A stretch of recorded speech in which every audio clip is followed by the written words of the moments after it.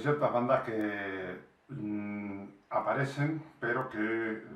por las circunstancias que sean, pues uno no le termina de tomar el pulso o de intentar profundizar más en ella. Yo creo que Unleash the Archer, los canadienses, es una de esas bandas que a mí por lo menos me ha sucedido eso. Los escuché en los primeros discos y me parecieron una banda interesante, pero quizás en esos momentos tenía algunos otros discos que estaban o que quizás me interesaban escuchar mucho más que ese. Y la verdad que hace unos años me sorprendieron gratamente con el que ahora ya es su penúltimo disco, con Apex, un disco de 2017, eh, que tenía una pequeña diferencia con los primeros discos, y era que el elemento power metalero parecía mucho más que los elementos más extremos, que quizás en los primeros discos estaba la balanza se decantaba más por la parte extrema.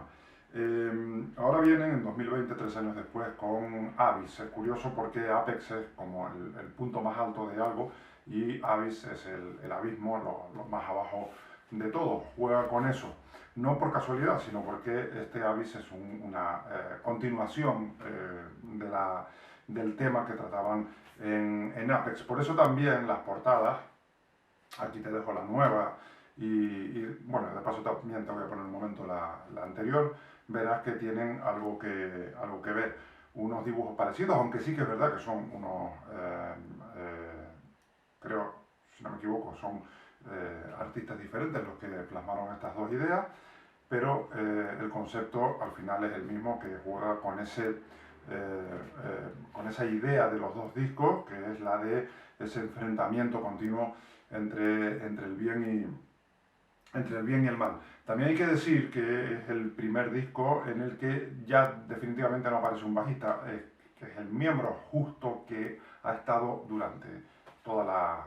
carrera de Unleash the Archer, cambiando continuamente. Los otros siempre han sido más o menos fijos, los otros miembros, pero el bajista siempre ha estado fuera. Aquí tienen un bajista de sesión, no aparece en el disco, no aparece en las fotos promocionales, no aparece en los videoclips. Y también hay que reseñar que tampoco aparece ese bajo como muy acentuado en todo el disco. Por un lado,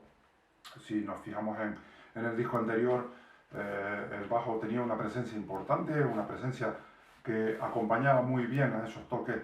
tan a veces técnicos de las guitarras, pero en este es un bajo que intenta ser más un complemento a esa base rítmica con la batería que a intentar destacar de alguna manera. En este nuevo trabajo lo que destaca sobre todo es bueno, destaca realmente todo. La instrumentación, los dos guitarras son absolutamente magníficos. El batería es espectacular. Pero aún así, teniendo este super equipazo haciendo la música, cuando aparece la voz de Britney, creo que casi que eclipsa todos esos magníficos sonidos que tenemos anteriormente. Que estamos ante probablemente una de las mejores vocalistas del metal en la actualidad. Yo creo que no es algo que yo esté descubriendo ahora, creo que cualquier persona que haya escuchado este disco o los discos anteriores de los canadienses se habrá dado cuenta. Es una chica que tiene un montón de registros, muchos de ellos son registros agudos, pero se mantiene muy bien en directo todo lo que plasma en estudio, cosa que a veces también se echan falta en muchas bandas que tienen unos espectaculares trabajos vocales en estudio, pero después a la hora de representarlos en directo no son tan acertados. No es el caso de Britney Slade, que es absolutamente una copia de lo que hace en estudio para después trabajarlo en directo. En este trabajo lo que nos encontramos, como dije al principio, es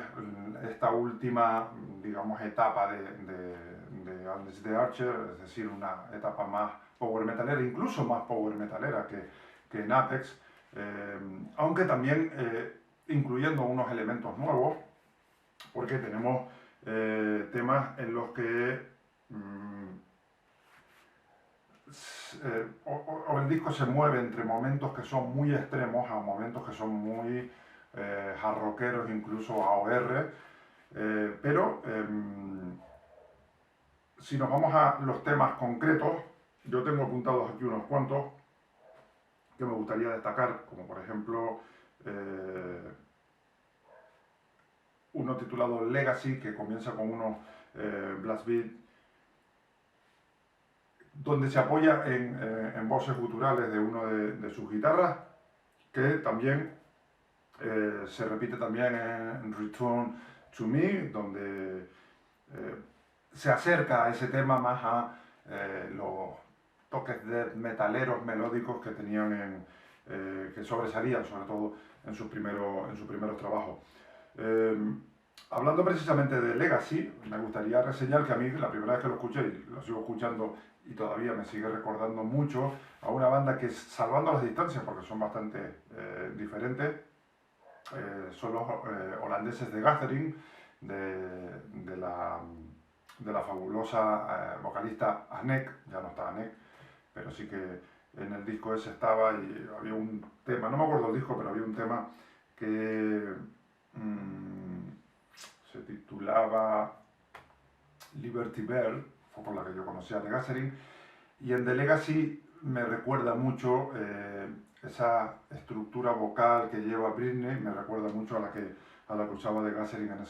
en ese disco. Sí que es verdad que en ese tema, sí que es verdad que la potencia de la música no es la misma,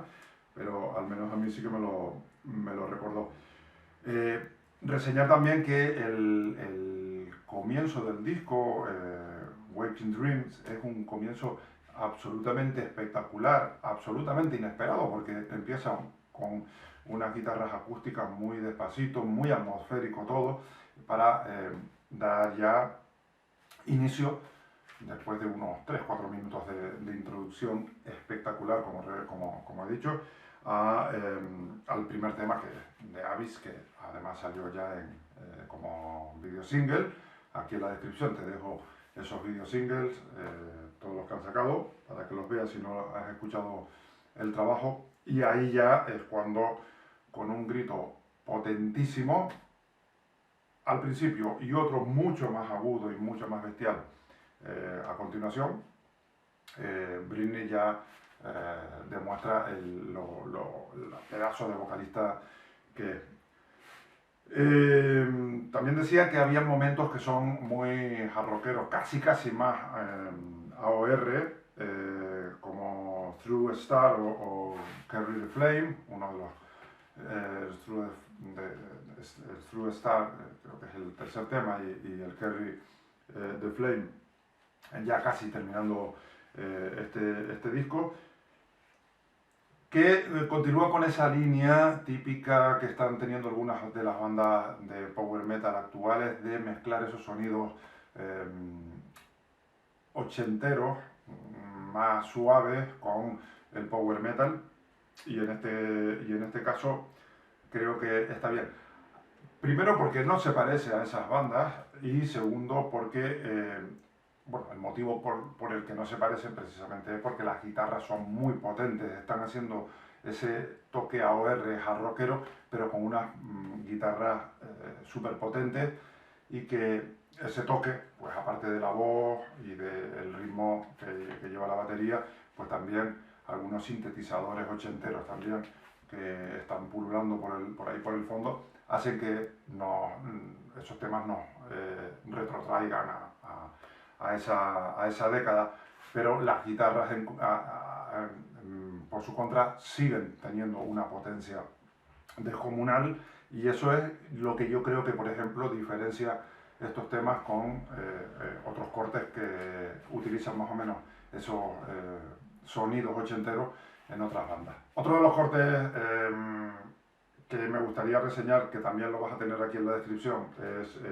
Soulbomb, un tema que deja bien a las claras cuál es el estilo de los canadienses.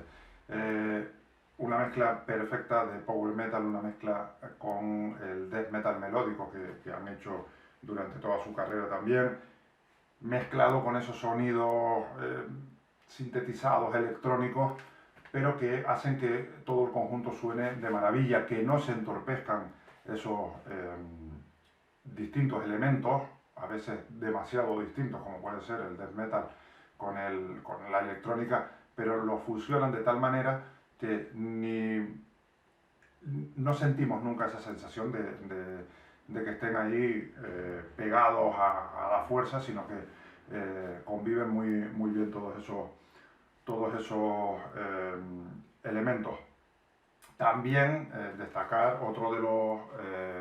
de los videoclips que estarán aquí en la descripción, como es Faster Than Light, que como su título indica es más rápido que la luz y que tiene un riff inicial que es innegable que la banda, que los guitarristas en este caso, adoran a Stratovarius porque lo podría haber firmado el mismísimo Timo Tolkki, un tema absolutamente estratodivariense y que funciona, y creo que va a funcionar perfectamente en los directos. Para ir ya terminando con este repaso a los temas, mención especial a los dos temas que van casi cerrando el disco, justo el último y el antepenúltimo, dos cortes absolutamente épicos, largos, de entre 7 y 8 minutos van durando cada uno, y que vuelve otra vez a mezclar todos esos elementos. Y en el último, que se titula Afterlife, además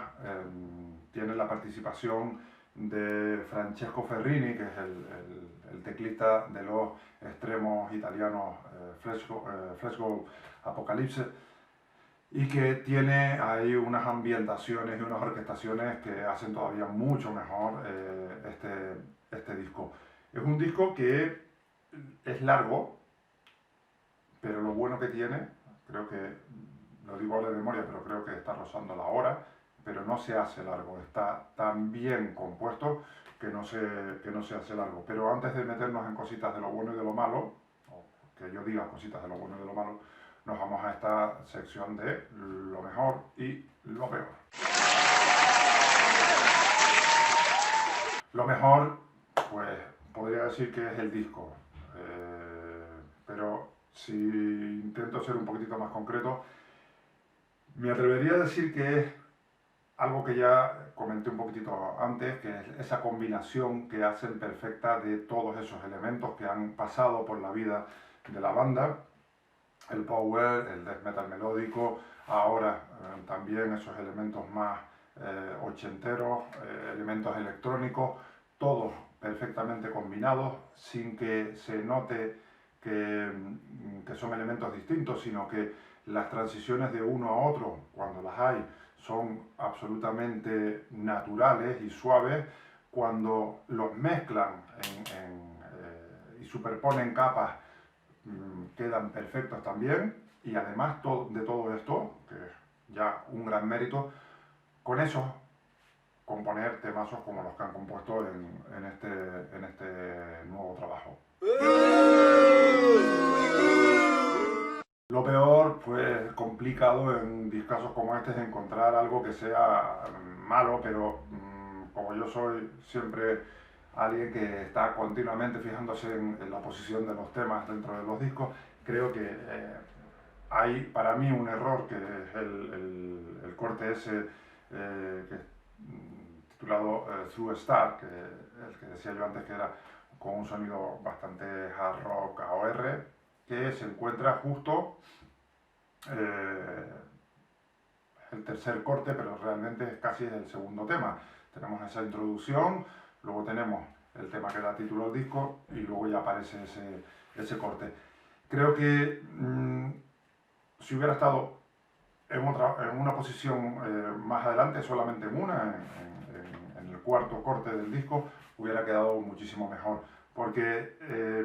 el bajón que hay de repente de potencia o de sonido o de estilo, creo que llega demasiado pronto y quizás un poquitito más adelante